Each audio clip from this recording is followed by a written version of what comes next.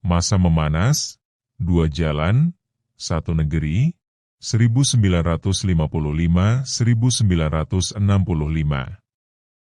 Memasuki era demokrasi parlementer, persaingan antar partai politik semakin tajam.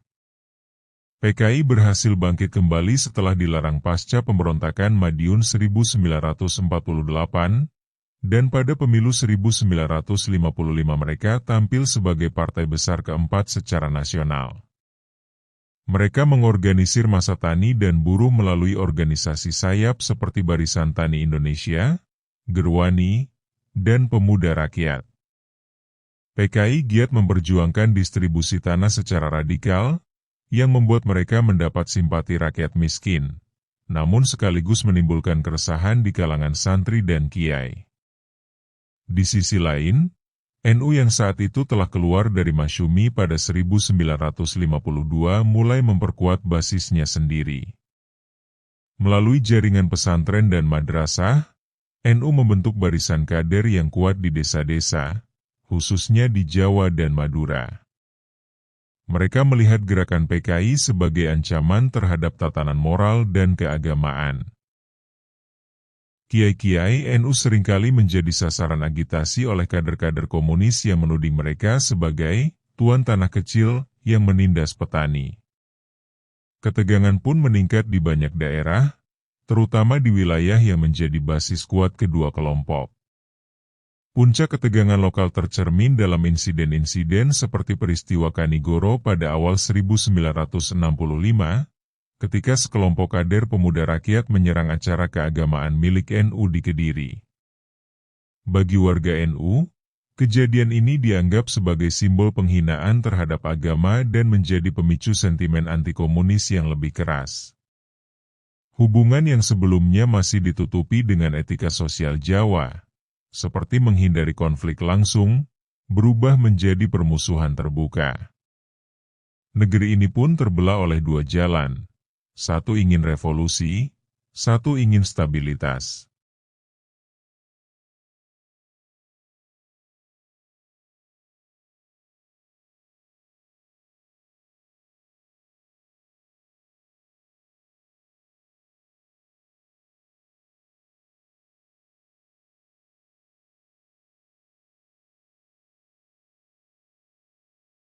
Titik balik, G30S dan ledakan balas dendam, 1965-1966. Tanggal 30 September 1965 menjadi momen paling menentukan dalam sejarah konflik antara PKI dan NU. Peristiwa penculikan dan pembunuhan 6 jenderal oleh kelompok yang mengklaim diri sebagai Gerakan 30 September, G30S, memicu kemarahan luas. Militer dengan cepat menyalahkan PKI sebagai dalang utama di balik peristiwa tersebut, meskipun sampai hari ini keterlibatan resmi PKI masih menjadi perdebatan di kalangan sejarawan. Namun di mata publik, terutama warga NU yang sudah lama berkonflik secara ideologis dengan PKI, momen itu menjadi semacam justifikasi untuk membalas. Di desa-desa, terutama di Jawa Tengah, Jawa Timur, dan Bali, amarah rakyat yang telah lama terpendam meledak. Laskar-laskar NU seperti Banser, Barisan Ansor Serbaguna, dan YIPI Ansor, yang sebelumnya lebih aktif dalam pendidikan dan kegiatan keagamaan, berubah menjadi barisan milisi. Mereka bekerja sama dengan militer dalam melakukan penangkapan, pengusiran, hingga pembunuhan terhadap orang-orang yang dicurigai sebagai anggota atau simpatisan PKI. Banyak di antaranya adalah petani miskin yang sebenarnya hanya ikut organisasi karena keterpaksaan ekonomi. Meski demikian, tidak semua tokoh NU setuju dengan cara kekerasan. Beberapa tokoh senior seperti KH Saifuddin Zuhri dan KH Bisri Syansuri sempat menyerukan penghentian pembunuhan massal. Namun suara mereka tenggelam oleh gelombang kekerasan yang sudah terlalu luas. Negara pun cenderung membiarkan bahkan mendorong kekerasan tersebut demi menumpas habis pengaruh komunis. Dalam waktu kurang dari setahun, ratusan ribu jiwa melayang, dan luka kolektif itu membekas dalam diam, jarang dibahas secara terbuka. Fakta tersembunyi, perjanjian diam-diam. Di balik konflik terbuka antara PKI dan NU, sejarah mencatat adanya upaya-upaya damai yang jarang dibicarakan. Sejumlah tokoh lokal dari kedua kubu, terutama di pedesaan, sebenarnya pernah menjalin komunikasi informal. Beberapa di antaranya berupaya menciptakan kesepakatan mengenai pembagian lahan atau pembatasan aksi sepihak yang dilakukan oleh organisasi massa PKI. Para kiai NU yang berpikiran moderat dan pemimpin lokal PKI yang pragmatis melihat bahwa konflik yang terlalu tajam hanya akan mengorbankan rakyat kecil. Namun, inisiatif damai itu nyaris selalu gagal ketika bersentuhan dengan tekanan dari struktur pusat, baik dari elit politik PKI yang ingin mempercepat revolusi, maupun dari kalangan militer yang menganggap komunisme sebagai ancaman ideologis utama. Di beberapa tempat, aparat bahkan secara diam-diam menyabotase pertemuan damai itu agar konflik tetap memanas. Bagi sebagian pihak, menjaga konflik tetap hidup menjadi alat politik yang efektif untuk memperkuat posisi dan pengaruh. Salah satu fakta paling tersembunyi adalah keberadaan dokumen dan kesaksian lisan dari warga yang melihat adanya perjanjian tidak tertulis antara tokoh NU dan PKI setempat, yang isinya sepakat menjaga ketenangan desa.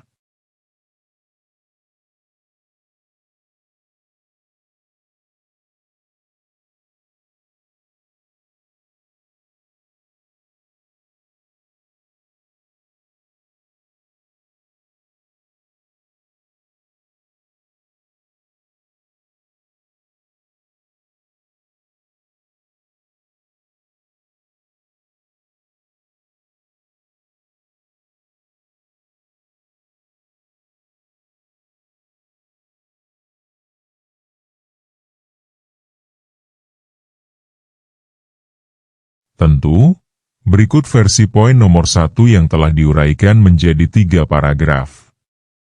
Api dalam sekam, 1945-1955. Setelah Indonesia merdeka tahun 1945, berbagai kekuatan politik dan sosial mulai bermunculan untuk mengisi ruang kekuasaan yang kosong. Di antara mereka, dua organisasi besar memiliki pengaruh luas di masyarakat akar rumput, Partai Komunis Indonesia, PKI, dan Nahdlatul Ulama, NU.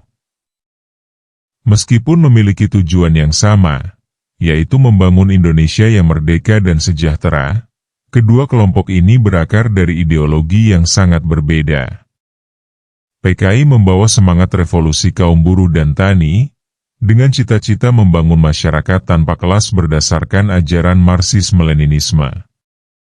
Mereka aktif menyebarkan pengaruhnya melalui organisasi massa dan menyuarakan perubahan radikal dalam struktur sosial dan ekonomi, terutama dalam hal reformasi agraria. Sementara itu, NU adalah organisasi Islam tradisional yang berakar kuat pada jaringan pesantren dan ulama desa, yang lebih mengedepankan stabilitas, nilai-nilai keagamaan, dan pendekatan gradual dalam perubahan sosial. Meskipun pada awalnya sempat bekerja sama dalam berbagai forum politik dan perjuangan melawan penjajah, hubungan antara NU dan PKI mulai menunjukkan ketegangan. Di banyak wilayah pedesaan, simpatisan kedua kelompok mulai saling mencurigai. Perbedaan ideologi ini, meskipun belum meledak ke permukaan secara nasional, sudah mulai terasa seperti api dalam sekam.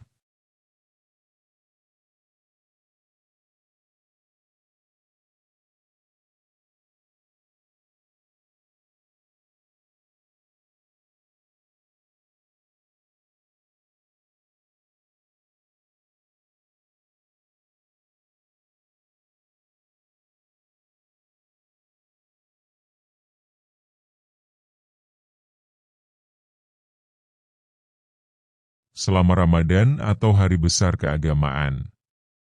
Sayangnya, Dinamika nasional pasca G30S meluluhlantakkan semua upaya lokal ini.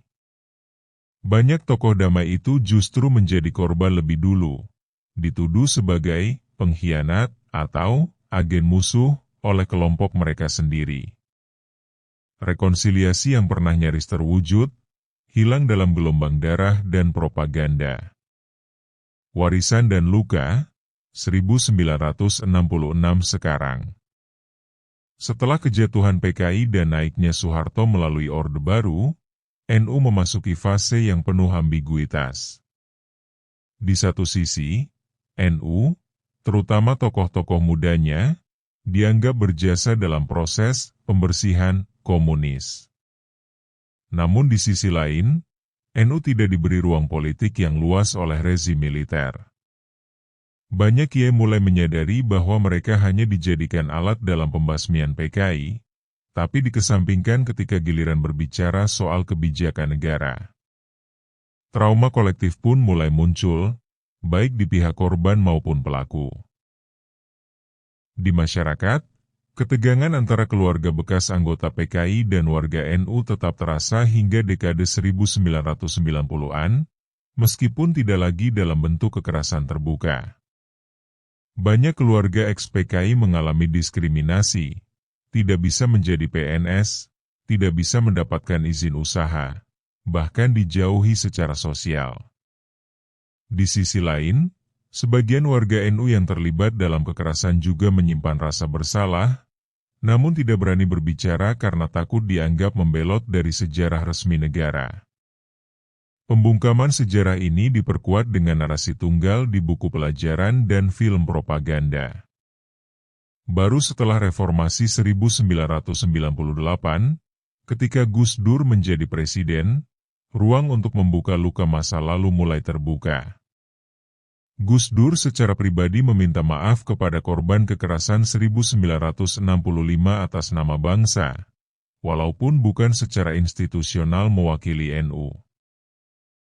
Beberapa kiai dan aktivis NU mulai terlibat dalam program-program rekonsiliasi, seperti dialog antar keluarga korban, dokumentasi sejarah lisan, dan penulisan ulang peristiwa 1965 dari berbagai perspektif. Meski jalan menuju keadilan dan pengakuan masih panjang, setidaknya pintu menuju penyembuhan tidak lagi terkunci rapat.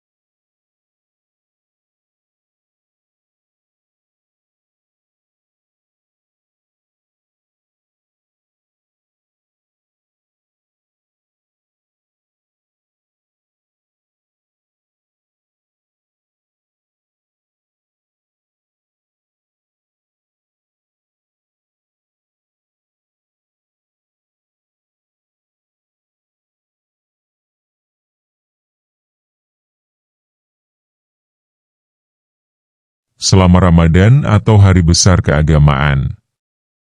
Sayangnya, dinamika nasional pasca G30S meluluhlantakkan semua upaya lokal ini. Banyak tokoh damai itu justru menjadi korban lebih dulu, dituduh sebagai pengkhianat atau agen musuh oleh kelompok mereka sendiri. Rekonsiliasi yang pernah nyaris terwujud, hilang dalam gelombang darah dan propaganda. Warisan dan luka, 1966 sekarang.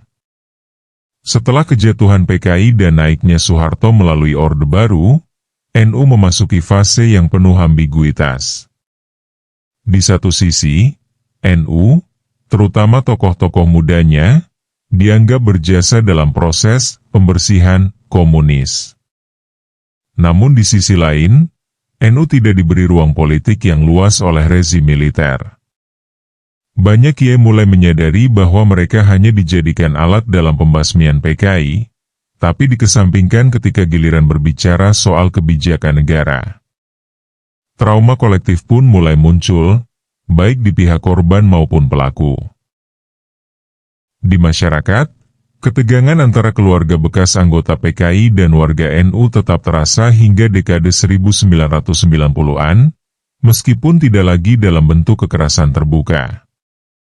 Banyak keluarga ex-PKI mengalami diskriminasi, tidak bisa menjadi PNS, tidak bisa mendapatkan izin usaha, bahkan dijauhi secara sosial.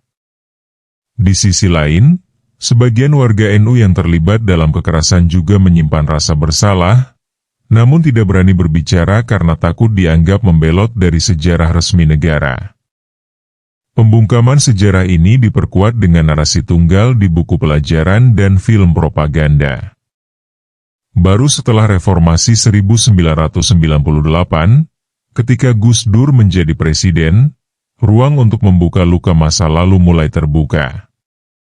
Gus Dur secara pribadi meminta maaf kepada korban kekerasan 1965 atas nama bangsa, walaupun bukan secara institusional mewakili NU.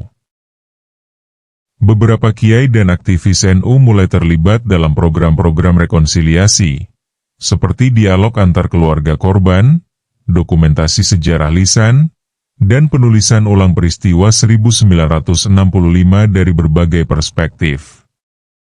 Meski jalan menuju keadilan dan pengakuan masih panjang, setidaknya pintu menuju penyembuhan tidak lagi terkunci rapat.